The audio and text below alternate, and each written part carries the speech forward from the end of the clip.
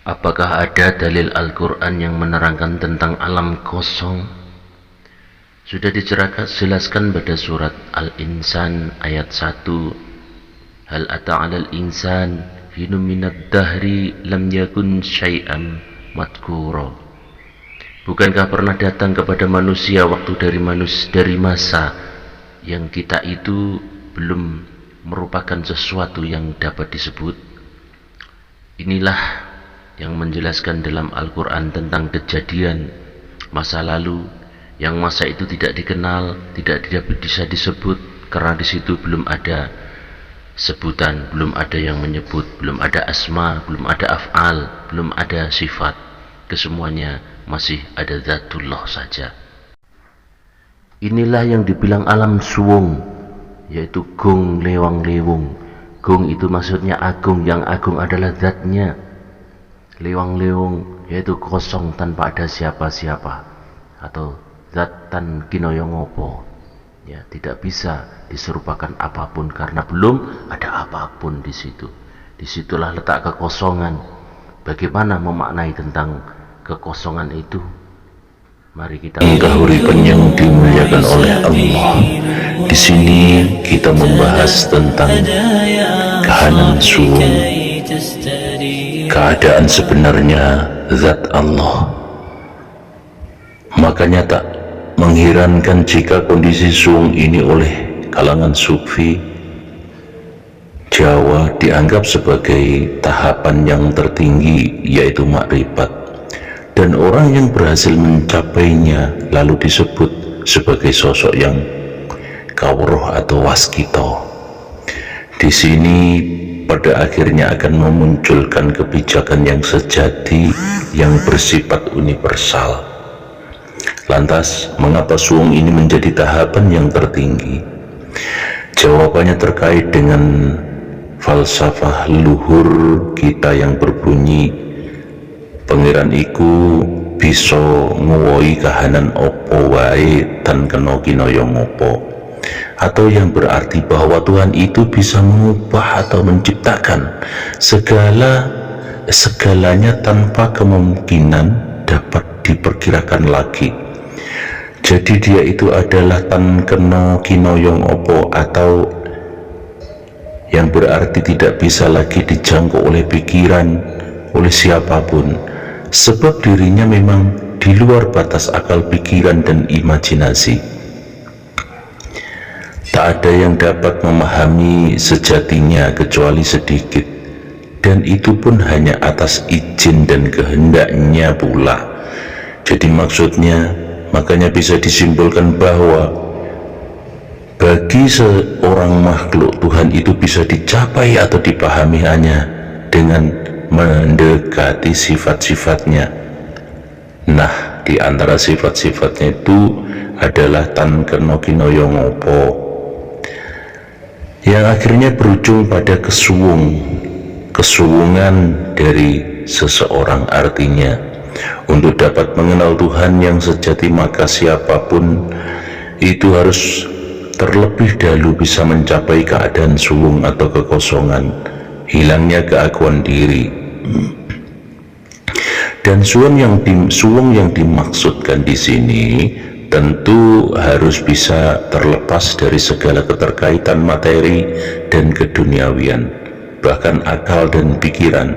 Tidak berarti harus meninggalkan keduanya, materi dan duniawian, akal dan pikiran, tetapi lebih kepada memahami secara mendalam tentang letak dan hakikat dari kedua, materi dan keduniaan tadi, atau akal dan pikiran, itu secara tepat.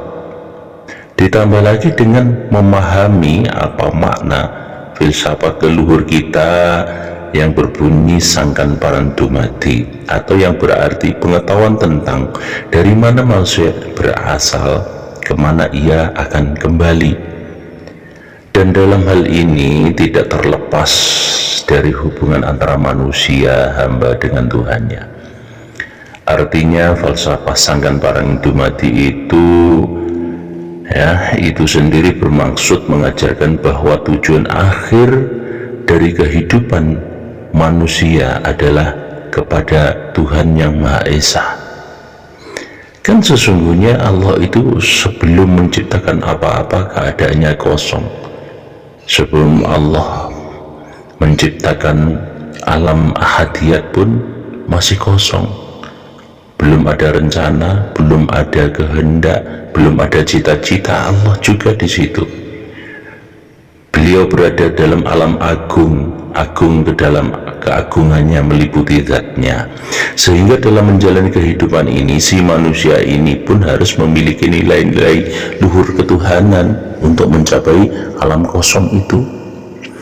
Dan di antara nilai luhur Tuhan itu adalah bersikap jujur, adil, tanggung jawab, setia, tulus, ikhlas, atau tepo sliro, atau tenggang rasa, peduli, sederhana, rendah hati, ramah, penuh cinta, disiplin, dan berkomitmen, di mana hanya dengan memiliki sifat ketuhanan itulah seorang akan bisa kembali kepadanya, ya, dalam keadaan selamat dan diridhoi. Makanya dalam filsafat sangkan parandu mati ini tersirat makna yang sangat mendalam, bahwa kita sebagai makhluk pada hakikatnya akan pulang ke rumah sejati kita.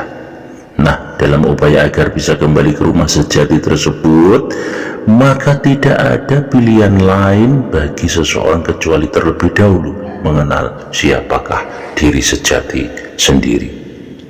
Inilah kunci dapat membuatnya sadar diri dan mengabdi dengan tulus murni kepada yang ilahi, sang tujuan. Sebab barang siapa yang bisa mengenali dirinya dalam arti yang sesungguhnya, niscaya baru akan bisa mengenali siapakah Tuhannya. Dan setelah bisa mengenali Tuhannya dengan benar, barulah ia bisa memiliki iman dan takwa sejati. Man arafa nafsahu faqad arafa rabbahu. Barang siapa yang mengenal dirinya, niscaya ia akan lebih mudah mengenal Tuhannya. Ya, awal dia tak terjangkau oleh pikiran. Ya, Allah itu tidak terjangkau oleh pikiran dan imajinasi dan penciptaan. Hanya sebatas ini yang bisa kami sampaikan. Ya. Dan dari napas itu kemudian muncullah waktu yang merupakan wadah yang maha besar. Sebelum waktu memiliki isinya, maka tak ada apa-apa kecuali suwung atau kekosongan yang aurota, ya, yang aruta itu orang dulu menyebutnya, atau Tuhan yang Maha Esa itu loh maksudnya. Memanglah diri ini sejatinya menciptakan waktu, tapi pada kala itu, pada awal belum ada apa-apa dalam waktu tersebut kecuali suwung, ya, atau kekosongan atas kehendak Allah, maksudnya suwung, belum ada nama Allah. Barulah sifat-sifat hidup dari yang aruta atau yang Allah tadi, yang Maha Esa sendiri, yaitu hilah, tak berwujud, nahilah, berwujud, tak berwujud, dan manuhilah atau berwujud, lalu mewujud dalam getaran yang terjadi terus menerus. Akibat dari getaran itu, ya, maka muncullah 5 elemen. Hanya kata ini yang bisa kami berikan atau padankan, yaitu elemen biru muncul dari sifat hilah tak berwujud, elemen hitam muncul dari sifat hilah tak berwujud, elemen merah muncul dari sifat nahilah berwujud tak berwujud, elemen kuning muncul dari sifat nahilah berwujud tak berwujud, elemen hijau muncul dari sifat manuhilah atau berwujud. Bingung ya? Suatu saat kita akan tahu kok, tenang saja. Kelima elemen tersebut itu ikut bergetar selama waktu yang tak ditentukan sampai pada akhirnya melahirkan elemen keenam yang berwarna putih. Elemen ini lalu diberi nama nur atau cahaya. Ya, nur inilah inti atau cikal bakal atau bahan dasar dari semua penciptaan, juga segala isi berada di dalam waktu. Dari percikannya maka hadirlah surga, neraka, alam semesta, dimensi, galaksi, planet, bintang-bintang lama dan baru, dan makhluk hidup lainnya. Semuanya dengan kondisi yang beragam, punya ciri khas dan keunikan sendiri, dan tentu semuanya tetap dalam pengaturannya yang sempurna. Ya, sang kauriban yang dimuliakan oleh Allah. Demikianlah kehidupan makhluk yang bermula hingga sekarang. Dari waktu ke waktu semuanya berjalan sesuai dengan kehendak sang pencipta. Sadar atau tidak, menerima atau tidak, semuanya akan tetap seperti itu, sebab dia adalah penguasa yang bisa dihindari, tak bisa dihindari atau dipengaruhi. Serendah atau setinggi apapun pemahaman seseorang makhluk, maka tak ada yang bisa menyaingi ilmu atau kebijakannya. Dialah penguasa meskipun tak lagi diakui secara sadar oleh seseorang. Selanjutnya, setelah para leluhur dulu memahami tentang siapa Tuhan dan bagaimana dari mereka berasal melalui nur itu, maka lalu mempelajari tentang siapakah diri sendiri, dan sesuai dengan ilmu yang telah mereka dapatkan, maka manusia itu pasti diciptakan oleh Tuhan Yang Maha Esa melalui perantara Nur Muhammad atau perwujudan nur tadi, dan mempunyai 3 unsur, yaitu wujud jasmani atau badan jasad, wujud jiwa atau badan halus atau ruh, atau wujud cahaya atau sukma atau nur tadi. Ketiga hal tersebut ya, adalah satu kesatuan di dalam diri manusia yang berasal dari hakikatnya Tuhan tadi melalui perantara Nur Muhammad, atau menjadikan Nur Muhammad dari dirinya sendiri, elemen ke-6 tadi yang merupakan cikal bakal atau asal usul dari kekosongan tadi. Tidak mungkin muncul dengan sendiri tanpa ada yang mengatur dan menciptanya. Semua bisa terjadi hanya karena ada suatu kekuatan adikodrat tunggal yang setelah dikehendaki dan mengatur dengan sempurna. Sang kauriban yang dimuliakan Allah, untuk itu hanya dengan cara bisa mencapai keadaan suwunglah kita dapat menemui Tuhan yang sejati, sebab keadaan tersebut memiliki makna telah kembalinya diri seseorang kepada asal kehidupan setiap makhluk. Dari situ pula akan terbuka jalan untuk sampai kepadanya dengan benar dan selamat. Hingga orang-orang dulu melakukan tapa brata ya. Dan memang itulah cara yang paling jitu untuk bisa sampai kepada keadaan suwung, dengan tirakat, meditasi ya, menghilangkan keakuan diri. Banyak hal yang di sini yang harus dilakukan atau sebuah jalan untuk menuju kepadanya. Makanya seseorang yang melaksanakan tapa brata, puasa, tafakur dan lain-lainnya, meditasi, semedi, memperoleh penyucian diri dan pencerahan batin. Tapi sebelumnya harus dilandasi dengan niat yang tulus, keimanan yang mantap. Dengan begitu keberadaan Tuhan yang sejati baru akan bisa dirasakan nyata. Dan inilah tujuan sebenarnya dari tapa brata ataupun tafakur tadi, bukan untuk kekuatan dan tidak pula untuk kesaktian lebih detail, untuk bisa kembali kepada suwung tadi ya. Karena secara bahasa tapa berarti pengekangan diri. Jadi tapa itu pengekangan diri, sementara kata brata dapat diartikan disiplin.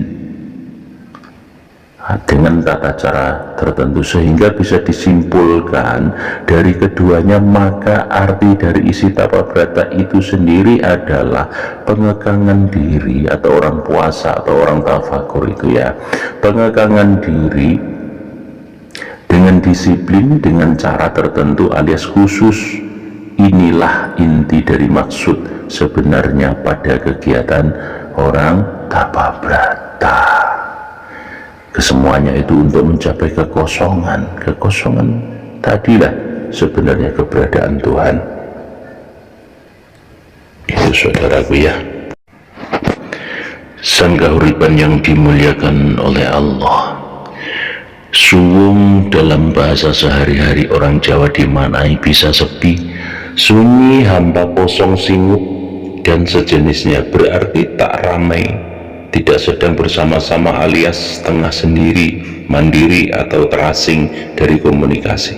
Tetapi suwung itu tidak menyertai pikiran yang kosong, sunyi, sepi atau hampa. Suwung ada di dalam hati ya, dan perasaan bersemayam ya. Suwung adalah juga perasaan, adalah pula keadaan. Suwung itu terlihat, suwung itu terasa, tetapi tidak tahu terlihat apa-apa, terasa apa-apa. Suwung itu bingung, yang membingungkan tetapi sangat bermakna suatu dan mendatangkan ketenangan serta solusi. Dan hakikat dari suwung itu pun tidak mengandung apa-apa, sebab isinya hanyalah kekosongan itu sendiri. Untuk itu suwung adalah kata yang paling tepat untuk mengungkap realitas yang menjadi sumber dari segala keberadaan. Dan para leluhur kita sudah memahami bahwa Tuhan yang sejati itu sebagai suwung, yaitu kemahasadaran dan kemahakuasaan dalam bentuk kekosongan yang mengaku dan meliputi seluruh keberadaan, atau suwung hamengkuwono. Nah, seorang yang telah mengalami suwung akan hidup dengan cara mengalir atau mengikuti dorongan dari rasa sejati atau sejatining rasa yang terlahir darinya, terbebas dari pamrih obsesi, merupakan hasil produk dari pikiran kita. Sebab dengan menyelami dan menghayati suwung akan membantu kita untuk apa, saudaraku? Satu, membebaskan diri dari berbagai ilusi dunia yang membuat hidup menjadi penuh tekanan. Kedua, menyadari keagungan diri sendiri dengan segenap potensi yang ada untuk dapat merasakan kebahagiaan. Tiga, mengubah diri atau transformasi pada tataran energi murni untuk bisa hidup yang berkelimpahan. Empat, mampu memprestasikan sikap mental, memastikan sirna penderitaan atau sirnanya penderitaan, dapat membawa diri agar bisa meraih permata-permata kehidupan, berhasil mencapai pengendalian dan kesadaran diri yang sempurna. Yang tujuh, bisa menemukan hakikat dari Tuhan yang sejati. Jadi maksudnya di sini, saat manusia mentiadakan diri, menghilangkan dari pemikiran-pemikiran, bisa mengendalikan gemuruhnya pikiran, maka dia akan bisa masuk ke alam kosong. Alam kosong itu tiada rasa, rasa pun sudah tidak bisa dirasakan, karena yang ada itu cuma ketenangan, kedamaian, dan keabadian. Itulah yang dibilang alam kosong atau alam kelanggengan, atau bisa dibilang alam kamulyan. Bagaimana si makhluk bisa mencapai ke alam kosong kalau pikirannya tiap hari masih ada pemberontakan, masih ada keterbatasan, masih membatasi dia sesama makhluknya? Dia masih protes atas semua kejadiannya, tidak mungkin akan bisa. Di saat sekarang manusia tidak bisa mengembalikan si rasa ketenangannya ke rasa Allahnya, tidak mungkin di alam setelah kematian dia bisa menjumpai Allah. Karena saat sekaranglah kita mewujudkan bagaimana hati ini bisa kosong tanpa dipenuhi oleh nafsu, tanpa dipenuhi oleh huru hara yang ada dalam pikiran kita atau baitul ma'mur kita. Tidak akan bisa. Makanya disinilah, di dunia inilah tempat kita berpikir, tempat kita belajar bagaimana kita kembali ke alam kosong itu, karena sejatinya kita itu berasal dari alam yang kosong itu, atau rasa yang sejati. Bagi manusia yang sudah menemukan Tuhannya, satu ciri-cirinya, dia sudah mulai menjauh dari duniawi. Hidupnya tetap di dunia, tapi alam pikirannya berfokus kepada Tuhannya, ke alam kosongannya. Yang dimaksud, dia tidak melebur kepada alam kenapsuannya, tapi dia melebur kepada alam ketuhanannya.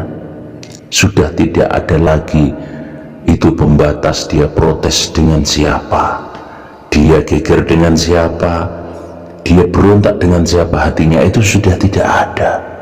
Karena yang ada di dalam hatinya itu hanyalah kekosongan atau rasa Sang Pencipta. Karena Allah menitipkan sebuah rasa kepada rasa manusia, itulah yang dirahasianya, yaitu rasanya Allah. Yang kedua, dia sudah saat mendengar orang berbicara, dia bisa menilai itu suara nafsu atau suara hati yang paling dalam. Dia bisa membedakan.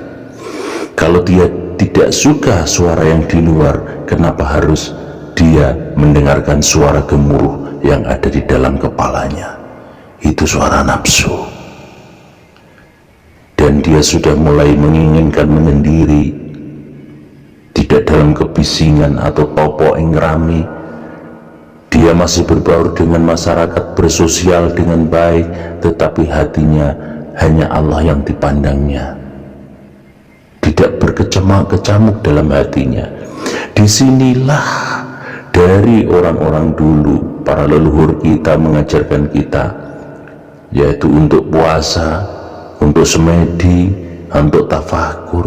Kanjeng Nabi Muhammad pun bisa menemukan wahyu, yaitu dengan bertafakur di Gua Hira, berdiam diri. Beliau bermeditasi, akhirnya muncullah wahyu di dalam diri. Itu yang dimaksud, saudaraku. Bagaimana kehidupan kita bisa mencapai pulang kepada Allah, sedangkan diri kita, pikiran kita masih risau dengan keadaan yang kita terima. Bagaimana bisa kita kembali? Kalau kau bertentangan di luar atau di keluargamu, masih itu orang ini, orang itu yang berbuat ini, orang itu, dia yang salah. Lupa kesemuanya itu adalah ayat-ayat Allah yang ditunjukkan kepada kita. Kenapa kita tidak bisa berdamai saat kematian pun tidak akan bisa menjumpai alam kekosongan atau alam suung? Inilah saudaraku, kita ditebar ini padahal untuk mencapai alam kekosongan. Saat hati kita kosong, kita kosongkan tanpa huru hara nafsu lagi, huru hara ketidakpuasan dalam dunia, ketidakpuasan dalam apapun, maka yang terjadi kita bisa kembali ke hadirat yang kosong dengan sempurna. Karena kekosongan adalah berisinya tanpa kehendak, berisinya sudah lagi tanpa harapan kehadiran.